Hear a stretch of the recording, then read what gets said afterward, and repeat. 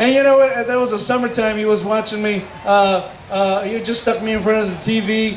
Only problem was, I was only watching educationals like PBS, and I was watching, like Electric Company and Sesame Street. But the only problem with my TV was it was a 5-inch black and white screen, no antenna, sometimes not even plugged in.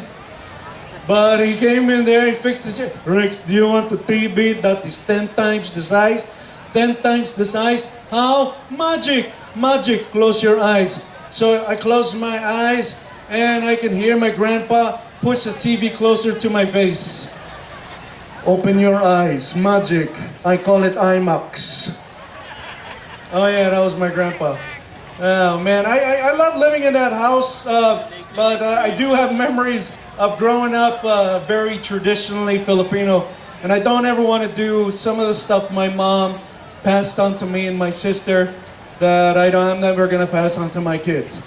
You know, there's certain aspects of the Filipino culture that I do love very much, but there's some things about being Filipino I wish never made it into the country, that got confiscated by immigration and customs. But no, certain things got snuck through. Like today, like a day on today, my mom would have a fit if she saw me walking around underneath the sun with no sunblock. You know, remember that? Do you guys still have that issue here in Delano? You have parents who just don't want you to go under the sun because you're gonna get too dark, huh? Well, that's my sister, getting too dark. You know, because back in the day, remember in the mid-'80s, when we were growing up and sunblock, first of all, sunblock back in the mid-'80s did not work. Sunblock never worked. The only sunblock that worked was this sunblock. It's so hot. It's so hot. SPF 5, 1, 2, 3, 4, 5. That was the only sunblock that worked. My mom was so really conscious about getting too dark, especially with my sister, because she was on the soccer team. You know, that meant when she was on the soccer team, and she'd come home a shade darker than the day before because, she didn't have any sunblock on or it didn't work. But my mom was not very happy with that. Oh yeah, she let my sister know, Joy, you're so dark, Joy. Joy, you're so dark, Joy. Oh, there you are. Joy, stop hiding near the shadows. Joy, you're so dark, Joy. Your skin is too dark. No one will marry you, Joy. No one will marry you, Joy. You're too dark, Joy. Not even a blind man will marry you because you're darker than what he already cannot see, Joy. Like, really? Oh no, this is horrible. No, what a way to grow up, right?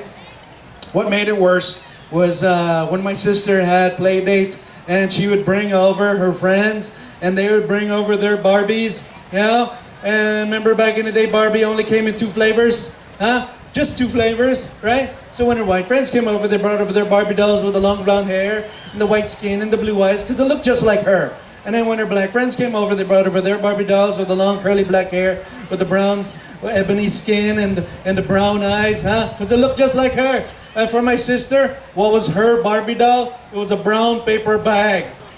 It was the most horrific brown paper bag puppet ever. It was no. So what did her big brother do? What did Kuya Rex do for his sister after I stopped laughing? Huh? I made my sister a Filipino Barbie doll from scratch. Huh? I had to take a white Barbie doll, dip her hair in the black India ink, huh? Let it dry, huh? Ironed it flat and straight. Took some of my dad's light brown kiwi shoe polish, rubbed it into the skin, get a nice morena glow, huh? Took some brown paint, dipped it into those blue eyes. Almost done. Almost done. Grabbed that Barbie by the legs and smashed her face to the floor. What pain! So she can get that Filipino nose, huh? So if you guys are gonna do this little DIY Pinay project later for your girls, remember it's just in the wrist. It's just in the wrist. Don't use your whole arm. I did that one time and she came out Samoan. And beautiful. And beautiful. I can't even hear you, Delano. Come on, let me hear it. That was one of the greatest jokes I ever wrote. Yes, let it out. It's okay. You're not gonna sweat that much exhaling. I need to hear you, Filipinos in Delano. You're the loud. Historically, you're the loudest Filipinos on the planet. You're so quiet today. What happened? 1965, we just got quieter and quieter? No, no. Hey guys, give it up one more time. I just heard that California is now designated October 25th as Larry Itleong Day. You should be proud of yourselves, Delano. One of your own, huh? Fighting for social justice, right here, homegrown, in solidarity with Mexican farm workers and Filipino farm workers. It's the first time Mexicans and Filipinos are working together, and it's not a cockfight, huh? This is so nice. This is what becoming a raisin feels like, huh? Anyway, whatever. Delano, it's so fun to be here. Did you guys get some good food? There's some excellent food. Gonna give it up all for the food vendors out there trying to feed you guys for this whole beautiful weekend. Thank you again for allowing me to be one of the judges last night for the big adobo cook-off. Huh? I never ate so much adobo in my life. Thank you, but someone's got to do it. Someone's got to do it, right? You're looking at him right here, huh? I will eat any portion of adobo you put in front. I ate 10 servings of adobo last night, people. Oh my gosh. All of them were so delicious. Give it, you know, I don't know. Anyway, it was so nice to eat Filipino food because in Portland, Oregon, there's no Filipino food because there's no Filipinos. I have to order Filipino food on Amazon. That's how bad it is to get Filipino food in Oregon. There's no I have to sneak it across the border from Canada. That's how bad. But Filipino, do you guys love Filipino food? Yes? Aren't you proud of where Filipino food is finally going? Isn't it nice? People who are not even Filipino are beginning to love Filipino food. Huh? Yes? I think it's the first fusion food ever, right? It is well, first of all, I like to call it the soul food of Asia, right? It is the soul food of Asia. Because if you eat too much of Filipino food, your soul will go back to Asia, huh? You have to be careful, and remember, if you're going to be ordering some adobo later or something really, really meaty, don't forget to put the favorite Filipino spice. You got to put that on top. It's called lipitor. Lipitor. This microphone's dying. Lipitor. See, every time I say here we go. And of course, there's no sound technicians here to help me out. Thank you. They all took their union break right now. Thank you. Oh, Delano, you and your unions. Anyway, Filipino food. I'm so happy that Filipino food is finally all over Food Network. Huh? Aren't you guys happy to see Filipino food on Food Network? Yes, because I'm tired of seeing Filipino food on Fear Factor. Right? See, I want Americans to be enticed, to be interested, huh? To eat Filipino food, not dared to eat Filipino food, right?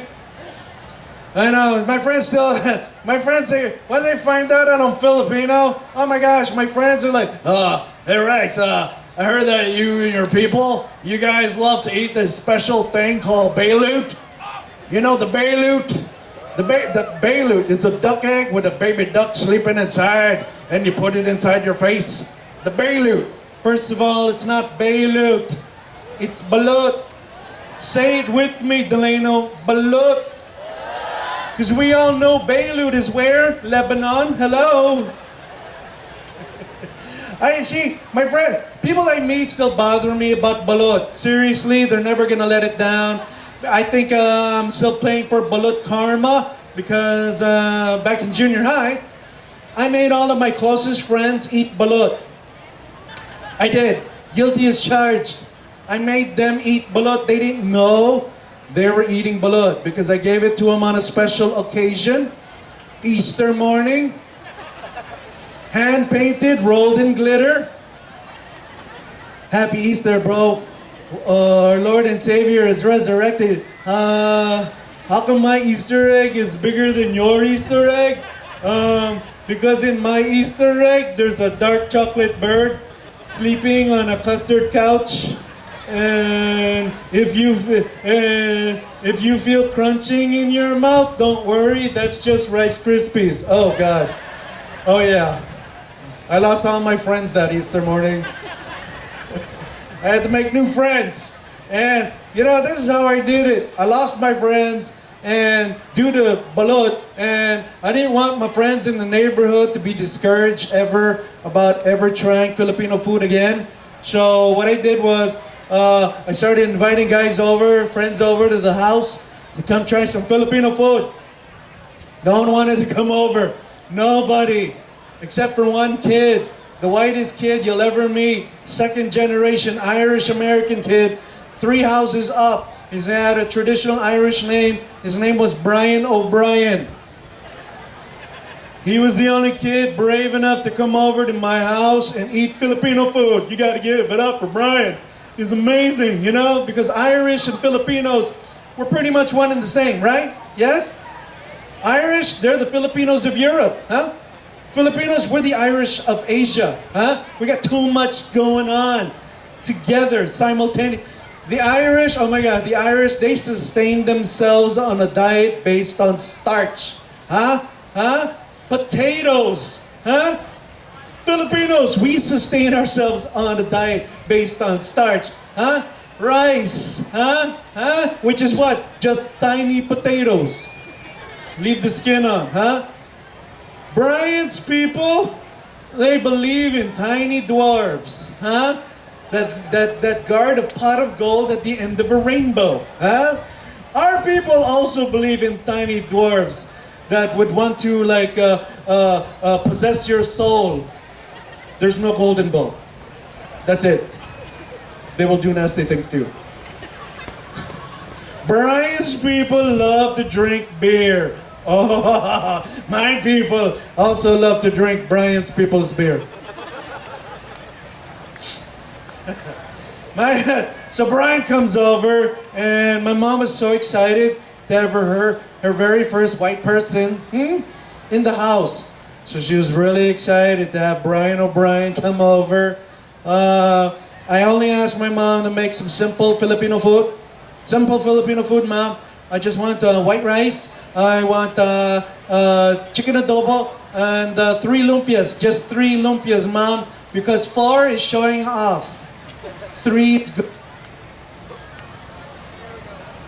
Hello. Hello. I might need a new mic. No? No one's working today? Okay, they're coming in around about 5 o'clock. So, anyway, it's hit or miss with the microphone, so sorry, folks. Anyway, so Brian comes over, and my mom's in the kitchen, all getting the food ready. But Brian's at the front of my house. He's not even coming inside yet. And I'm going, what's going on, Brian? Come on in. My mom is waiting for you. She's in the kitchen. Apparently, he wouldn't step into my house because Brian's parents were kind of concerned about sending their only child to that Filipino house down the block. So they had a couple questions to ask of my family through Brian before they let him step in. It was kind of awkward. Come on in, Brian. My mom's in the kitchen. Just come on in. My mom's waiting for you. What's the problem? First of all, thank you for inviting me over to your house. My mom and dad wanted me to just ask you a question first before you let me in. First question, Rex. Please don't be offended, but what are you?